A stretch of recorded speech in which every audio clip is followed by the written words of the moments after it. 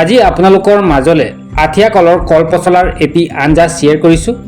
আজি বনোৱা হ'ব কলপচলাৰ আঞ্জা। মচুৰ দাইলৰ সৈতে বনোৱা হ'ব কলপচলাৰ আঞ্জা।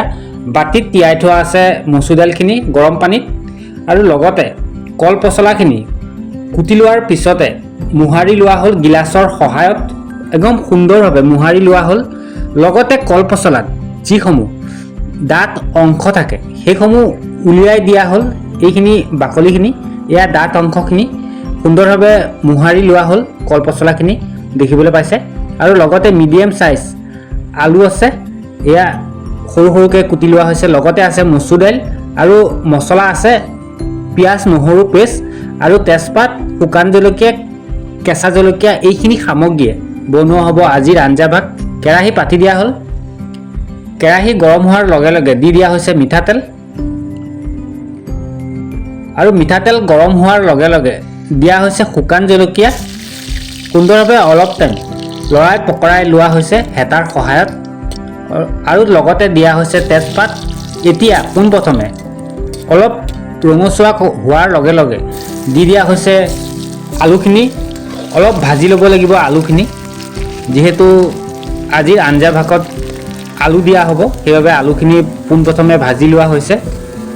আলু দিলে খাবলৈ সোৱাদ লাগে, খায়ো ভাল লাগে, সেইবাবে আলু দিছোঁ। যদি আপোনালোকে এই পদ্ধতিত বনায় আলু নিদিলেও হ'ব। যদি বেয়া পায়, ভাল পায় যদি দিয়ক, খাবলৈ ভাল লাগে। আৰু দি দিয়া হৈছে কেঁচা জলকীয়া গৰম তেলত, আৰু দি দিয়া হৈছে পিঁয়াজ নহৰু পেষ্টখিনি। আদা দিয়া নাই কিন্তু। সুন্দৰভাৱে আকৌ এবাৰ হেতাৰ সহায়ত লৰাই পকৰাই লোৱা হৈছে মছলাটো। সুন্দৰভাৱে দিয়া হৈছে নিমখ, আৰু লগতে দিয়া হৈছে হালধি। নিমখ আৰু হালধিৰ অবিহনে কিয় জানো জুতি নাহে, সেইবাবে দুয়োটা সামগ্ৰীৰ সোৱাদ আৰু জুতিৰ বাবে দি দিয়া হৈছে। আৰু লগতে ভাজি থোৱা তেজপাত আৰু শুকান জলকীয়াও দি দিয়া হৈছে। কাঢ়ি লোৱা হৈছিলে আলুৰ লগতে, আৰু লগতে ৰেড চিলি পাউডাৰ আছে আৰু মছলা আছে। গৰম পানী দি গুলি লোৱা হ'ল। মছলাটোত দি দিয়া হৈছে, ভাজি থকা মছলাটোত গুলি থোৱা মছলাখিনি। সম্পূৰ্ণ মছলা দিয়া হোৱা নাই, অলপমান মছলা দি অলপ টাইম ভজাৰ পিছতে সম্পূৰ্ণ মছলাখিনি দি দিয়া হৈছে। এতিয়া আকৌ এবাৰ হেতা চলাই দিয়া হ'ল, যিহেতু যিমানে ভাজিব সিমানে খাবলৈ সোৱাদ হয়। সুন্দৰভাৱে মছলাটো ভাজি থকা হৈছে, আৰু মছলাটো ভাজি হোৱাৰ লগে লগে দি দিয়া হৈছে মচুৰ দাইলখিনি। সুন্দৰভাৱে আকৌ এবাৰ লৰাই পকৰাই লোৱা হৈছে।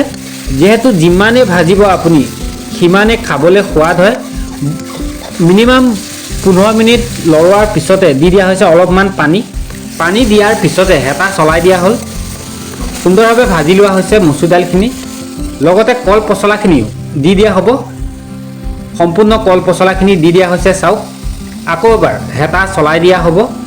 সুন্দৰভাৱে আকৌ এবাৰ লৰাই পকৰাই লোৱা হৈছে। যিহেতু যিমানে ভাজিব খাবলৈ সিমানে সোৱাদ হয়।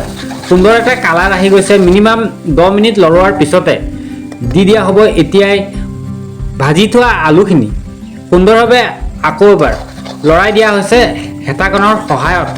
যিমানে ভাজিব সিমানে ইয়াৰ কালাৰো অধিক বাঢ়ি আহিব আৰু সোৱাদো বাঢ়ি আহে। আৰু দি দিয়া হৈছে পানী। সম্পূৰ্ণ পানী দিয়া হোৱা নাই এতিয়ালৈকে। কালাৰ চাওক কি সুন্দৰ আহি পৰিছে। এতিয়াহে সম্পূৰ্ণ পানী দি দিয়া হৈছে আজিৰ কলপচলাৰ আঞ্জাত। মিনিমাম 20 মিনিটৰ কাৰণে ঢাকোন মাৰি দিয়া হৈছে। যিহেতু মচুৰ দাইলখিনিও সিজিব লাগিব, সেইবাবে ঢাকোন মাৰি দিয়া হৈছিলে 20 মিনিটৰ কাৰণে। 20 মিনিটৰ পিছত ঢাকোন উদঙাই দিয়াৰ লগে লগে চাওক কি সুন্দৰ এটা কালাৰ আহি পৰিছে। আজিৰ কলপচলাৰ আঞ্জা আপোনালোকক বনাই দেখুৱাইছোঁ মচুৰ দাইলৰ সৈতে। এই পদ্ধতিত যদি আপোনালোকে নিজৰ ঘৰত এবাৰ হ'লেও বনায়, খাবলৈ জুতি আৰু সোৱাদ নোপোৱাকৈ নাথাকে। আৰু সোৱাদ অনুযায়ী এতিয়াহে নিমখ ব্যৱহাৰ কৰা হৈছে, সম্পূৰ্ণ নিমখ ব্যৱহাৰ কৰা হোৱা নাছিলে। শেষত দেখুৱালোঁ আপোনালোকক।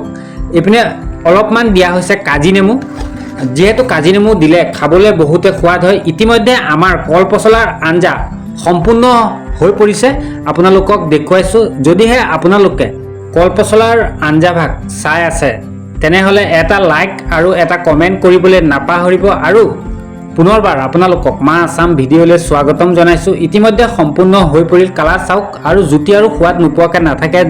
যদি আপোনালোকে এই পদ্ধতিত, মই বনোৱা পদ্ধতিত এবাৰ নিজৰ ঘৰত বনাই চাই আজিৰ কলপচলাৰ আঞ্জাভাগ আপোনালোকৰ কেনে লাগিল